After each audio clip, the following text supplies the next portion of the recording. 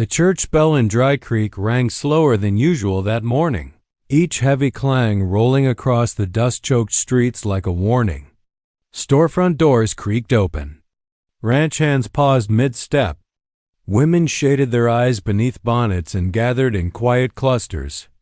By the time the sun climbed high, nearly the whole town stood outside the small wooden chapel, waiting to witness something no one quite approved of, yet no one dared ignore.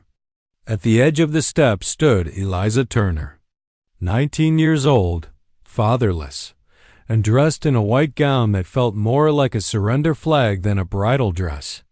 The lace at her cuffs trembled as much as her hands did. She pressed her fingers together to steady them, but her heartbeat would not slow. The whispers drifting through the crowd wrapped around her like smoke. "She's too young. It ain't right. Marrying an Apache?" The last words always came with a hush, as if saying them too loudly might summon danger. 6 months earlier, Eliza's life had been simple. She helped her father with lessons at the small schoolhouse, tended their modest garden, and believed her future would look much like any other girl's in town. Marriage to a local rancher, children, Sunday hymns, and predictable seasons. But fever had taken her father quickly, and grief, she learned, never came alone. Among his belongings, town officials discovered a signed document dated nearly 20 years back. A winter so harsh that livestock froze where they stood. Crops failed. Supplies vanished. Desperation ruled Dry Creek. According to the paper, when the town had faced starvation, help came not from soldiers or neighboring settlements, but from a nearby Apache band who shared food and shelter through the worst of the storm. In gratitude, her father had made a promise that his family would honor a future marriage alliance if ever called upon, binding peace between their people. Most folks had laughed at the idea when it was first read aloud in the town hall. They called it old nonsense, a relic of harder times. Until 3 days ago, he arrived alone. No war party, no raised weapon, just a tall rider on a bay horse carrying the weathered agreement with calm certainty. He spoke quietly with the mayor and preacher. He demanded nothing beyond what had been promised, and now that promise stood waiting. Eliza forced herself to look across the street. He stood apart from the crowd, yet not hidden from it. Straight-backed, still, his dark hair tied neatly behind his shoulders. His clothing was simple but carefully kept, neither flashy nor ragged. While the townsmen shifted and muttered, he did neither. He simply waited.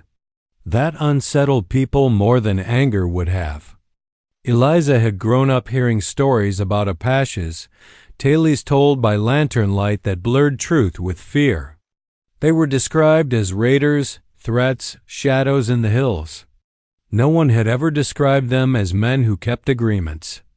Yet the man before her did not look like a monster from a storybook warning. He looked composed, watchful, patient, still. Fear gripped her.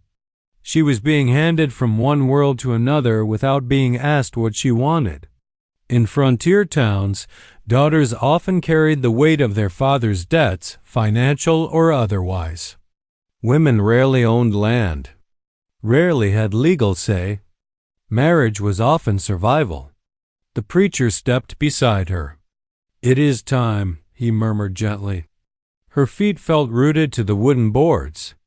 Then the Apache man stepped forward. The crowd fell silent, as sudden as a gunshot. He did not approach too closely. He did not reach for her. Instead, he inclined his head slightly, a gesture of respect so subtle it almost went unnoticed. Almost. Then she saw what he held. A carefully wrapped bundle, bound with leather cord. He carried it not like a possession, but like something valuable. A murmur rippled through the onlookers. "A gift?" Someone whispered. Eliza's breath caught. In every warning she had ever heard, forced marriages came with demands, not offerings. Control, not courtesy. Yet before a vow had been spoken, before a ring exchanged, he brought a gift. And in that small, unexpected act, something shifted. The fear did not disappear. The uncertainty did not vanish. But for the first time since the bells began ringing, Eliza wondered if the story she had been told about this man and his people might not be the whole truth. And the entire town leaned forward, waiting to see what lay inside that bundle. The silence stretched so tightly across the church steps that even the wind seemed to pause. Every eye in Dry Creek fixed on the bundle in the Apache man's hands. Eliza could hear her own breathing, shallow and uneven, as the leather cord was slowly untied. He did not rush. He did not perform for the crowd. Each movement was careful, deliberate, the way one handles something important, not something meant to impress. A murmur rippled through the townsfolk. What could he possibly give her? Probably some tribal trinket, a rancher scoffed under his breath. But the man did not react to the whispers. His focus remained on Eliza alone. When the final knot loosened, he opened the cloth. Inside was not jewelry, not a weapon, not anything that matched the town's fearful imagination. It was a stack of aged papers, folded with precision and protected between two thin pieces of pressed leather. Confusion flickered across Eliza's face. He lifted the top document, and for the first time since arriving in Dry Creek, he spoke, his voice calm, steady, and clear enough for the gathered crowd to hear. "This belonged to your father." The words struck her harder than any dramatic declaration could have.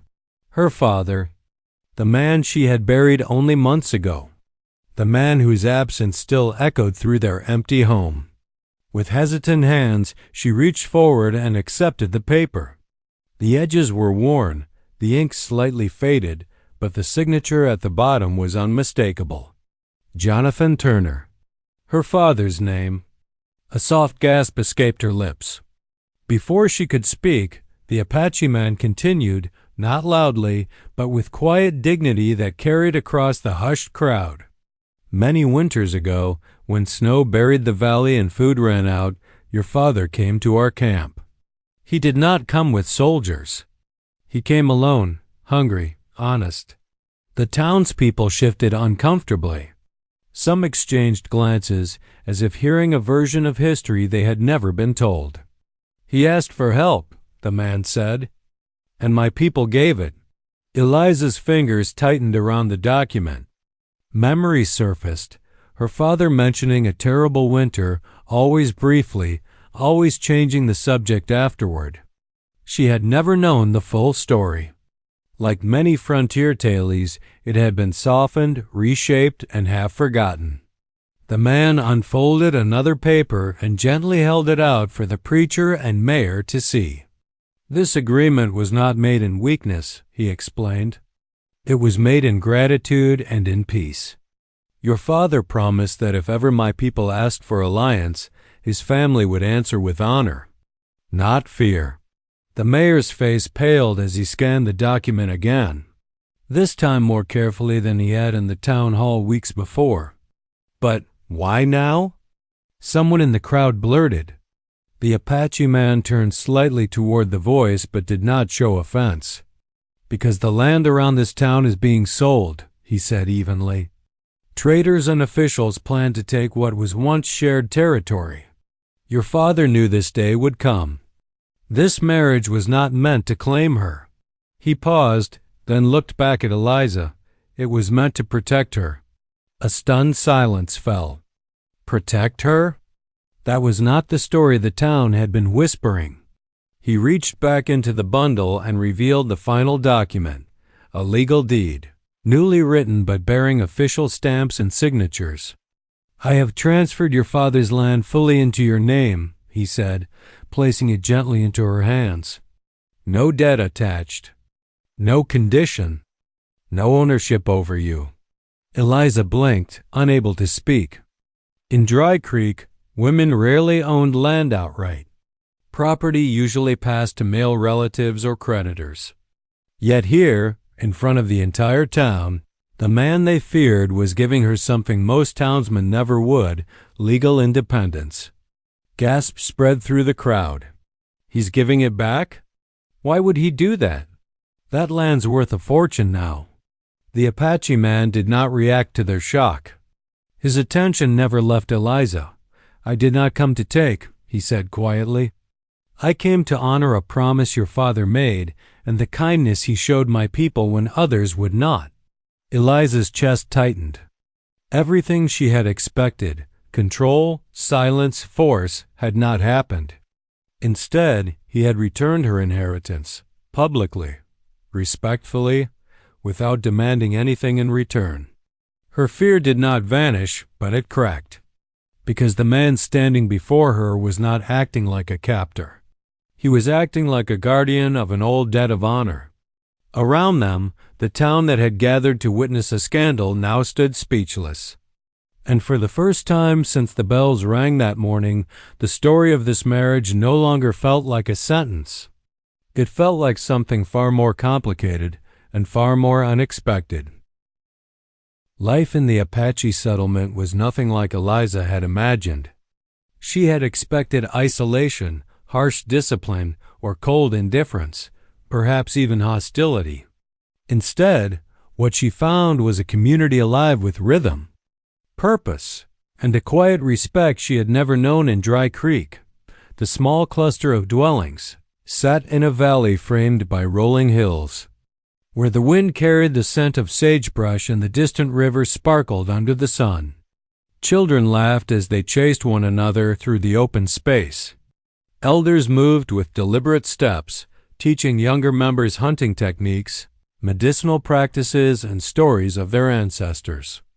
Work was shared, meals communal, and every voice, even hers, was welcomed in conversation. Eliza felt as though she had stepped into another world, one that demanded patience and observation rather than judgment.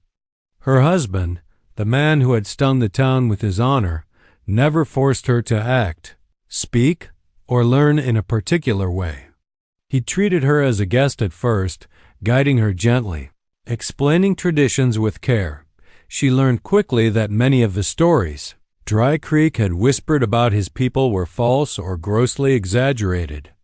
The Apache valued wisdom, balance, and community over conquest or cruelty. Women's voices were respected, not silenced. Elders' counsel shaped decisions, and cooperation often mattered more than competition. In the mornings, Eliza learned to help with basic chores, grinding corn, tending small gardens, preparing meals over open fires.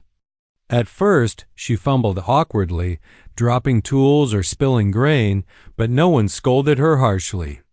Instead, she was taught patiently, corrected gently, and allowed to try again. Slowly, her hands learned the rhythm of life here, her mind the patience required to observe before acting. Afternoons were for stories and skills. Hunters demonstrated tracking techniques, explaining how to read the signs of the land, the animals, and even subtle changes in the wind. Healers shared the secrets of herbs, roots, and flowers, knowledge that could cure fevers, ease aches, or stop infections in ways Eliza had never imagined. One day, as she helped her husband mend a leather pouch, he spoke quietly about the meaning behind his actions in Dry Creek.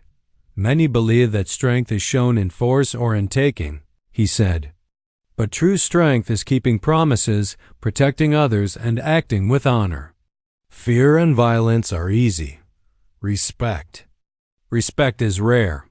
Eliza felt the truth of his words settle over her like the first warm sun after a long winter.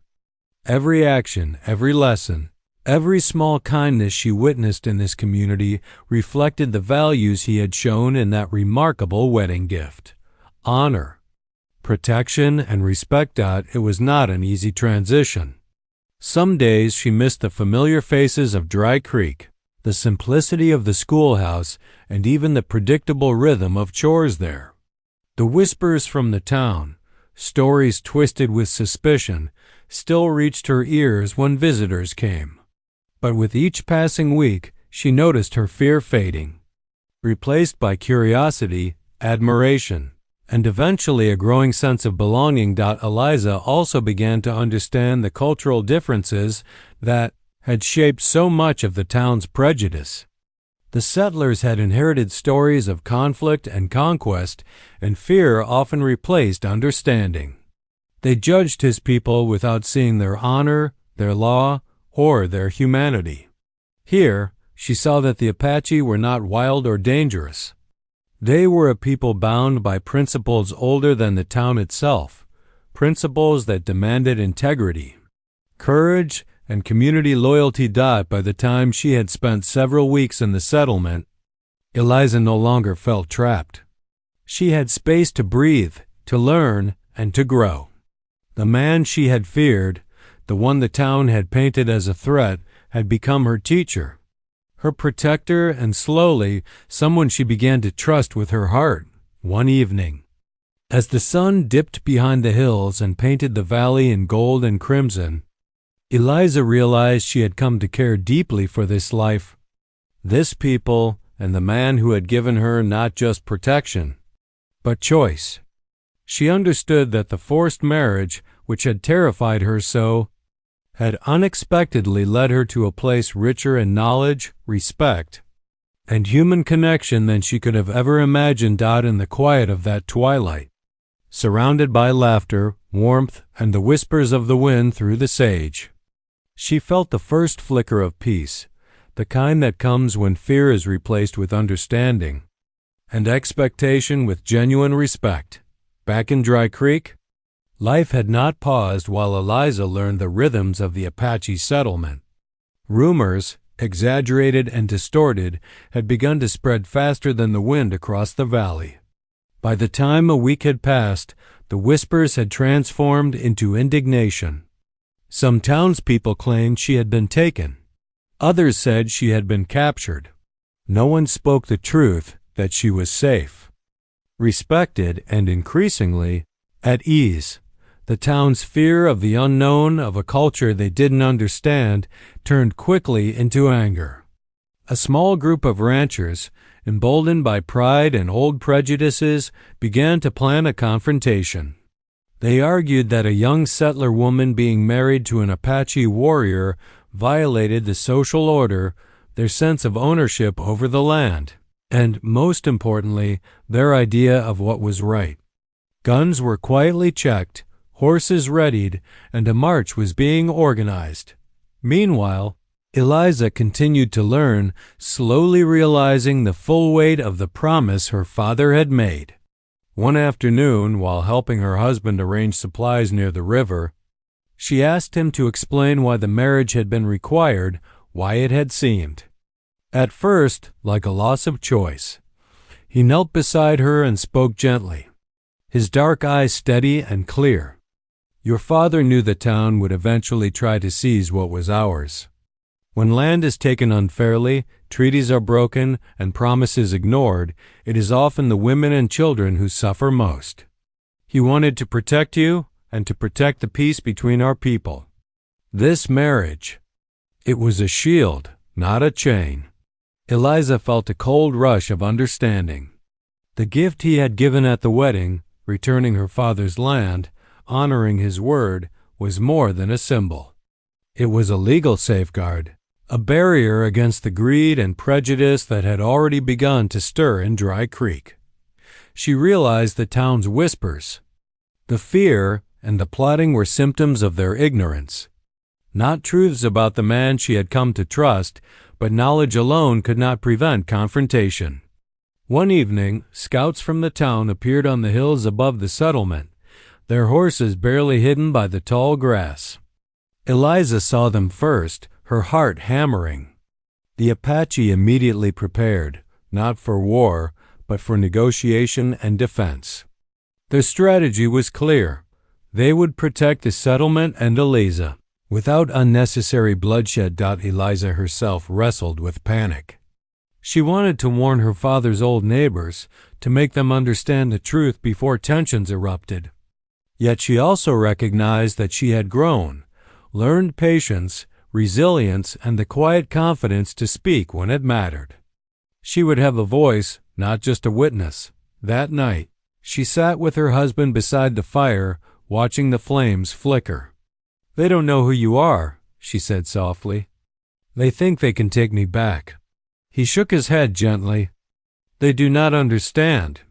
Fear makes people act before they think. That is why your father made the arrangements this way. Everything I do is to honor him, to honor you, and to prevent needless harm."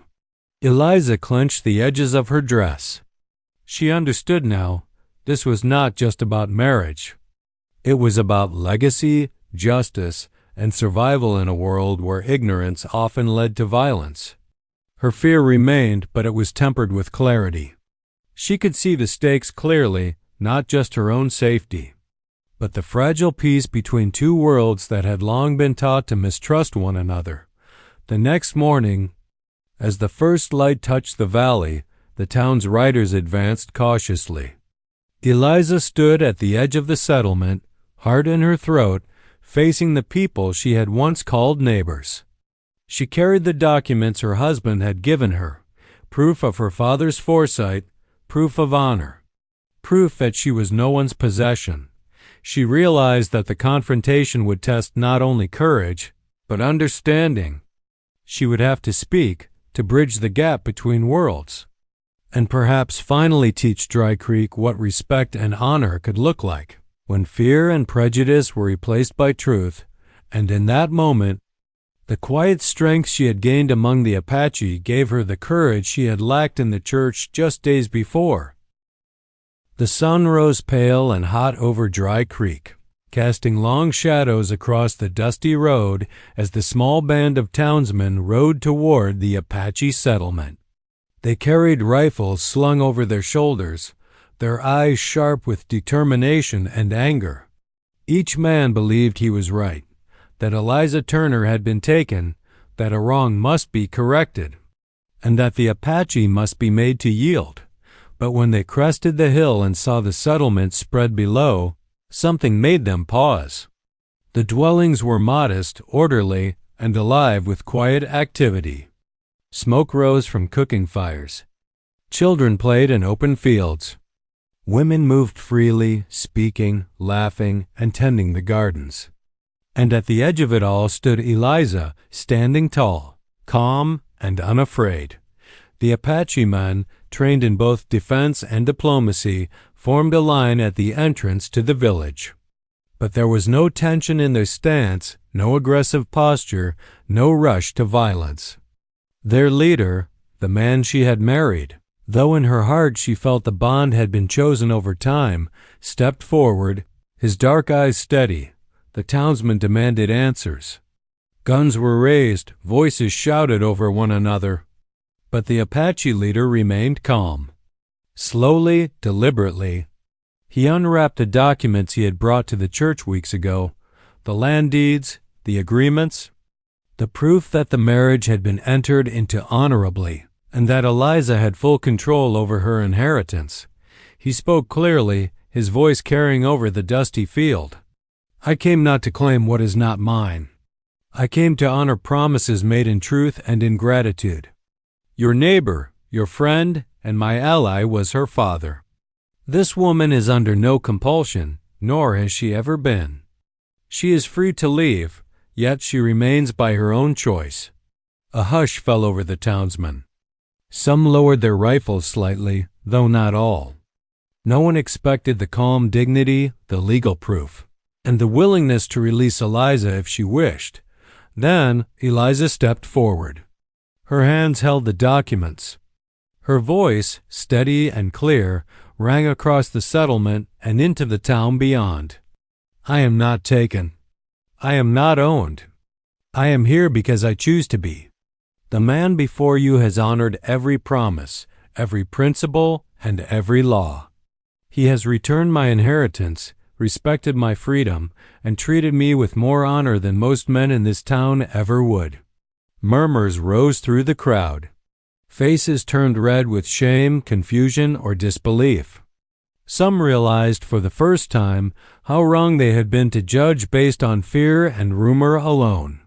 Others tried to argue, but the strength in her voice, combined with the evidence her husband presented, made resistance difficult. The Apache leader stepped beside her, his presence quiet but formidable. "This is not a matter of conquest or control," he said. "It is a matter of trust, respect, and keeping promises. She is safe because her father's word was honored. She remains because she chooses to remain. That is all that should matter." The tension that had gripped Dry Creek for weeks finally began to dissolve. A few men dropped their rifles completely. Others stared at the settlement, trying to comprehend the truth. The Apache they had feared were not savage or violent. They were principled, honorable, and capable of great generosity. Eliza felt a surge of relief and pride. She had spoken. She had defended her husband, her home, and the integrity of both communities. In doing so, she had not only asserted her independence, but also bridged a gap of understanding that had seemed impossible just days ago. The townspeople began to withdraw. Some muttering apologies, some silent with shame. The settlement remained unshaken, dignified, and ready to welcome anyone willing to see beyond prejudice. And in that moment, Eliza realized something profound. The marriage she had feared, the man she had been warned about, and the gift that had silenced the town were all part of a larger lesson, that courage, truth, and respect could overcome fear, ignorance, and the harshest of frontier judgments. The confrontation ended not with bloodshed, but with recognition, a silent acknowledgement that honor and integrity were far more powerful than suspicion or rumor. Eliza's voice, once trembling in a borrowed gown, had become a bridge between worlds. And the entire town would remember it for years to come. The days following the confrontation were quiet, but the echoes of what had happened rippled through Dry Creek. The townspeople returned to their routines, though their whispers were now tinged with hesitation and reflection. They could not ignore the truth. The man they had feared, the Apache warrior, had acted with honor, patience, and generosity. He had followed promises older than many of the settlers, and he had treated Eliza with respect rather than control. Eliza woke early one morning. The valley bathed in the golden light of dawn. She walked to the edge of the settlement, watching children run past the fields and women tending the gardens. The air smelled of sage, fresh bread, and smoke curling gently from the hearths. Her heart felt full, no longer heavy with fear. This life, once unimaginable, once terrifying, now felt like home. Her husband approached quietly, carrying a small bundle of herbs he had gathered from the hills. He handed it to her with a soft smile. The same calm dignity that had first surprised the town now reserved just for her. "You have done well," he said, "not just in learning, but in speaking. You defended your father, yourself, and our people. That courage, it is rare." Eliza smiled, feeling a warmth that had little to do with the sun. "I only spoke the truth," she replied. "It wasn't just me. You showed me how to understand, how to listen, and how to act with honor. Without you, I wouldn't have known where to start." Over the next weeks, the town of Dry Creek began to change, slowly, almost imperceptibly at first. Traders arrived from the valley to buy corn and leather, surprised by the fairness and skill of the Apache settlement. Some townsmen, once skeptical and fearful, ventured cautiously into the valley, exchanging greetings and learning the value of cooperation over suspicion. Stories once told to demonize the people across the hills were replaced, little by little, with tales of their integrity, courage, and wisdom. Eliza walked among the settlement's people, learning more about their traditions, listening to stories of survival, and understanding how deeply the Apache valued family, community, and respect. She discovered the ways women were empowered in ways she had never known in Dry Creek. Their voices heard in decisions, their skills taught to the young, their knowledge valued as part of the community's survival. Her marriage evolved naturally, built not on obligation or fear, but on trust, admiration, and the slow growth of affection. There were moments of shared laughter, quiet evenings by the fire, and walks along the river where they spoke of dreams, histories, and hopes for the future. The man who had once been a stranger, a figure of town gossip and fear, became her partner in every sense of the word. Months later, the valley celebrated the first harvest festival since the confrontation. Townspeople from Dry Creek attended, curious but welcomed, seeing the settlement in full life, a thriving, harmonious community. Eliza stood with her husband as neighbors and strangers alike recognized not just the beauty of the land, but the integrity of those who had protected it. She realized, as she watched the children play and the elders guide the young, that the gift he had given her, the wedding gift that had silenced the town, was more than land or paper. It was a lesson, a demonstration of respect, honor, and integrity that could overcome fear and prejudice. It had shown her the value of courage, of speaking truth, and of understanding another culture beyond the veil of rumor. As the sun set, painting the hills in gold and crimson, Eliza and her husband stood hand in hand. The world felt vast, yet at peace. What had once been a forced marriage had become a partnership of choice.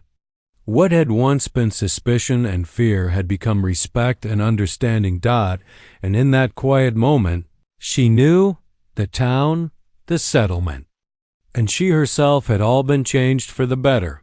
The gift that had silenced the town had done more than shock them. It had taught them that honor, truth, and courage were far louder than fear and prejudice, and that love, chosen freely, could thrive even in the harshest frontier.